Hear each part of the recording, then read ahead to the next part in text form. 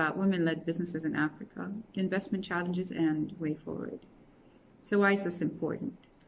Women in sub-Saharan Africa make up majority of entrepreneurs, and the region has the highest rate of entrepreneurship in the world, according to a World Bank report. Women also play a key role in the economies of sub-Saharan Africa, which is the only region where women make up the majority of entrepreneurs. But also, a range of impediments render women's businesses less productive, and they have fewer employees than those owned by men. Now, wage job opportunities are limited in Africa, and this drives men and women alike to start businesses and become entrepreneurs. And also, by the report by the Global Entrepreneurship Monitor, Africa seems to be the world's lowest share, or has the world's lowest share of entrepreneurs who started a business because they found opportunity. Most of them have started an opportunity business because of lack of other options.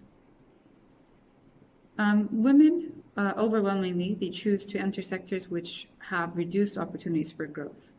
They also have lower levels of available assets and capital to invest into their businesses, and they show less willingness to compete with men. They're also more likely to operate in the informal economy and less likely to adopt advanced business practices. Women also are obliged to make different decisions than men because they're constrained by gender-specific factors that hinder their growth and the growth of their businesses. These constraints are related to the context in which they operate, their endowments, the household-related factors, influence, strategic decisions that they make, which in turn lead to less productive outcomes for their businesses. So challenges for businesses also, not in the abnormal times of COVID now, MSMEs generally suffer from a lack of startup funding, even more during the COVID. Before the onset of COVID, World Bank estimated that SMEs had about a $331 billion financing gap in sub-Saharan Africa, which is likely to increase as foreign investors become very wary of increased risk.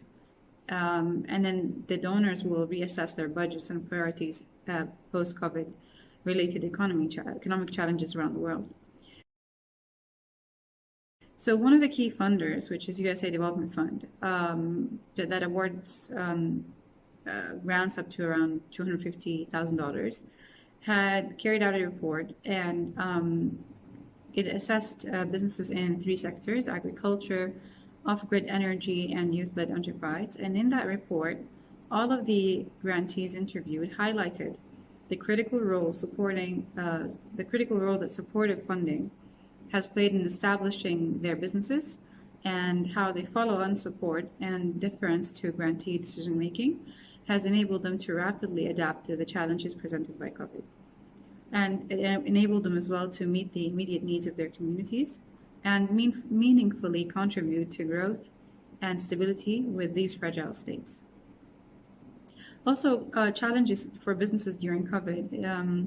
The support for small businesses is vital, obviously, to achieving other development goals, particularly on a continent where many social goods and services, from education to health, are largely delivered through the private sector. While governments across the 3 regions of sub-Saharan Africa, Central Africa, and West Africa have implemented robust policies to mitigate COVID-19, school closures, disruptions in supply chain, and increasing risk of violence and gender-based violence have placed an increased pressure on local businesses and communities to fill these gaps. Entrepreneurs started using innovative strategies, going online, pivoting their businesses to meet the needs of their communities. Also, community-led initiatives generate ongoing advantages for their communities because it's grassroots, from job to income creation, to improved health, security outcomes. Also, the essential contributions by small entrepreneurs to their local communities and national economies, and their critical role amid the pandemic, create areas for future collaboration between grant organizations and private sector partners in the region. And that's one area for our opportunity that private sector and donors should look at and consider when looking at funding and funding distribution. some of the issues that or challenges that women face is the strategic decisions that they make within their endeavors or business endeavors. There are 4 areas that are identified by a World Bank report. It's mainly women choose the four areas is that, first of all, women differ from men in the sectors that they choose to work in. They second differ in the capital. There's differences in capital and labor within their organizations, and these differences make or break their organizations. There are differences in firm capabilities, and there are differences in women's willingness, obviously, to compete. The sectors that women choose sometimes, mostly, are in hospitality or retail in Africa or sub-Saharan Africa. But then also, the research also shows that female-owned enterprises that are operating in male-dominated industries are just as large and just as profitable as their male counterparts. They're also larger than those in the female-dominated sector. So it seems that women, when they find a role model who's a male, and that's also by research, they found out that those women have had encounters or upbringing or a male figure that they were following through. And that in its essence is also problematic, because we need to start normalizing feminine leadership, and that we don't look at male leadership as the way that we need to work, and the only way that we need to work. But that's what research has been showing around the area, that on ground, women are able to, or have succeeded, or some women have succeeded in those businesses that are dominated by men, to become just as good or sometimes better. Also, the capital and labor issue, for instance. Female entrepreneurs in Africa have systematically lower levels of business capital, which is an issue, including equipment, inventory, and property relative to their male counterparts. Typical male-owned firm has over 6 times the capital investment that women have, and female entrepreneurs have lower levels of labor that contribute to gender productivity gaps, which is an issue. Relative to male entrepreneurs, female entrepreneurs employ fewer workers and use fewer labor hours in operating their business. But in most countries, women obtain returns on their business labor that are on par with those obtained by men. So with less, they're able to do just as good. So it shows that women actually put a lot of effort into and passion into what they do. And this is also talking about Africa right now and the current situation in Africa. Although it may seem that may be the case that male entrepreneurs use more capital and labor due to even access to funding and gender differences, the analysis in some reports shows that providing women with the same amount of investment resources is just as promising for women and men alike. So it's very important, and on this note, that we talk about access to funding and being able to distribute the funding equally between men and women, allowing women to have opportunities for funding, and access to funding is actually crucial for their growth. One experiment in Kenya found out by also one of the reports that women were less likely to compete with others. They prefer to not compete with other people, other businesses, which is may have been seen for a while to be an issue. Again, we go back to the whole feminine leadership and us promoting feminine leadership, and that if people prefer, women are generally more, we also talk about, it's a generalization, but let's say women are community builders, which means they tend to work for the community rather than individual selves. And that's something we should encourage. And it has shown that feminine leadership during the crisis of COVID has actually worked miracles for countries who were led by women. So if we talk about the current, the short-term solutions that we can adopt and are adopted currently within Africa and in other regions to help women get out of these situations and be able to access funding and scale up their organizations. First of all, supporting women with secure savings mechanism.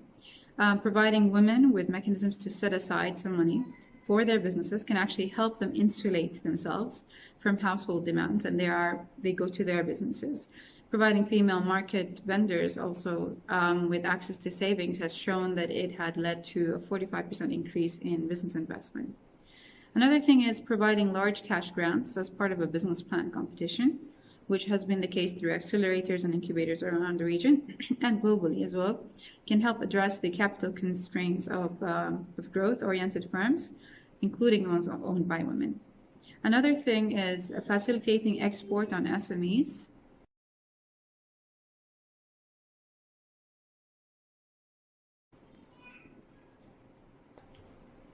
So a third thing is facilitating export for SMEs and MSMEs through programs like Empower Her by UPS that links MSMEs to external markets and has been deployed in Kenya. In terms of longer-term solutions, we talk about removing legal constraints to gender equality, the regulatory implementation gaps in terms of allowing women to own their land, to be able to represent themselves, and so on. Strengthening land tenure rights for women, expanding women's linkages to new business networks is very important, creating those networks in the first place and allowing them to go global. Offering women-friendly training. And like we said, an emphasis on female leadership and feminine powers and feminine leadership. Providing in-kind grants to female-owned firms, continuing to do that, and with a focus of how to help achieve that gender balance. Introducing financial innovations that reduce the collateral requirements, such as social impact bonds, for instance. Also facilitating access to children and child services, child care, to allow women to dedicate more time to their work and to their new set of startups and organizations that they're trying to bring to the table. Also incentivizing women to cross over to male-dominated industries as well and sectors through sharing information on the expected return in these sectors and through early exposure in the form of apprenticeships. And I wouldn't say the research says, you look at if it's a male-dominated sector, look at how they're doing. But again, I emphasize on how can you bring on your own leadership style as a woman or man, and how can you bring on in the community-based feminine leadership that we have to make it in a man's world and add something more. It's about creating space for yourself rather than competing within the same space.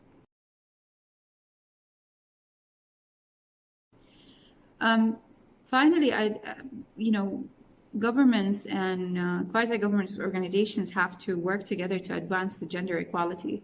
And that how it's very important because it is smart economics, it is sound business practice, and it is essential for development.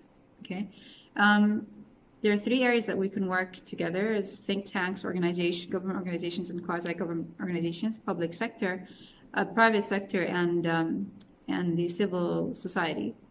In designing programs that will target multiple obstacles and that will improve the performance of women entrepreneurs. Which includes training programs that apply lessons from psychology and leadership studies to encourage women to act with an entrepreneurial mindset and take risk. Securing savings as well, saving mechanisms that provide a layer of privacy and security in the management of their funds, and large grants as part of business plan competitions to address capital constraints of growth-oriented firms. Also supporting policymakers in their efforts to improve the business enabling environment and in private sector development support as well. We also have to recognize that the results of these efforts will be limited if they are gender neutral and are not informed by evidence on what works to support women entrepreneurs to profitably run and grow their businesses.